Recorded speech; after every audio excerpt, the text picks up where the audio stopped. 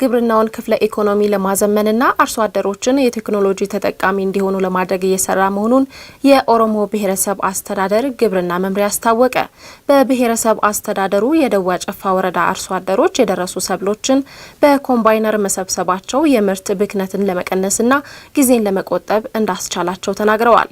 ኢማም ኢብራሂም ተጨማሪ ዘገባ አለው።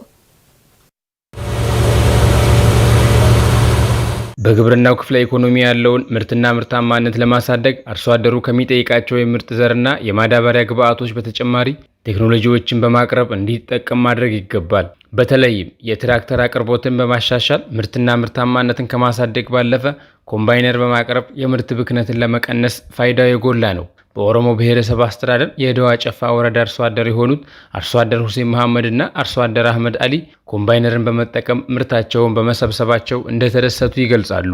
በበሬ ነው የምንወቃው እኛ ማለት ነው።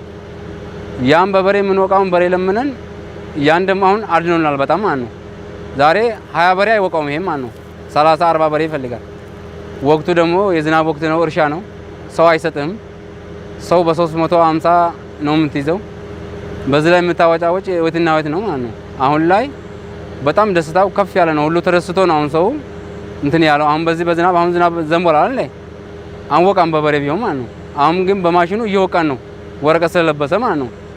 በኮምባይነር መውቂያ ማሽን ምርታቸውን መሰብሰባቸው ምርታቸው እንዳይባከን እንዳስቻላቸው የተናገሩት አርሶ አደሮቹ በቀጣይ የቴክኖሎጂ ድጋፉ ተጠናክሮ እንዲቀጥል ጠይቀዋል። አዎ ያለው ፋይዳ በጣም ደስ ይላል።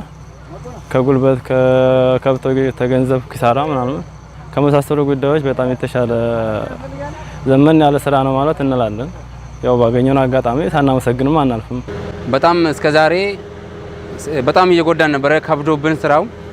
አሁን ደግሞ ይሄን አይተን ዘመናዊ ቴክኖሎጂ ስናይና ስንጀምርበት በጣም ደስታችን እስከዛሬ ጸጸት የነበረንን እያጠፋልን ነው በደስታ ማለት ነው።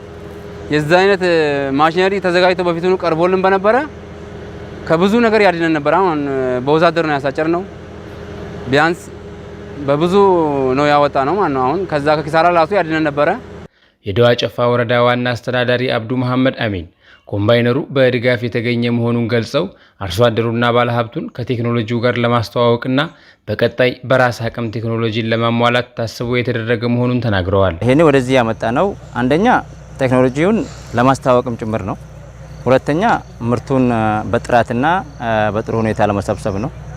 ሶስተኛ አርሶ አደራችን ቀጣይ በራሱ ተደራጅቶ በራሱ ኮምባይነርና በራሱ ቴክኖሎጂ መካናይዝድ በሆነ መልኩ ወደ ተግባር እንዲገባ ታልሞ የተሰራ ያለበት ሁኔታ ነውና አርሶ አደሩ ካሁኑ አስቧል።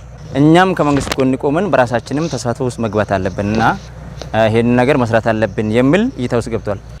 በስንዴ ልማት የታየው ውጤት ከፍተኛ መሆኑንና አርሶ አደሩን ተጠቃሚ ያደረገ በመሆኑ በቀጣይ በስፋት ለማምረት እንደሚሰራም አስረድተዋል። የሚገርም የስንዴ ምርት እያየን ነው።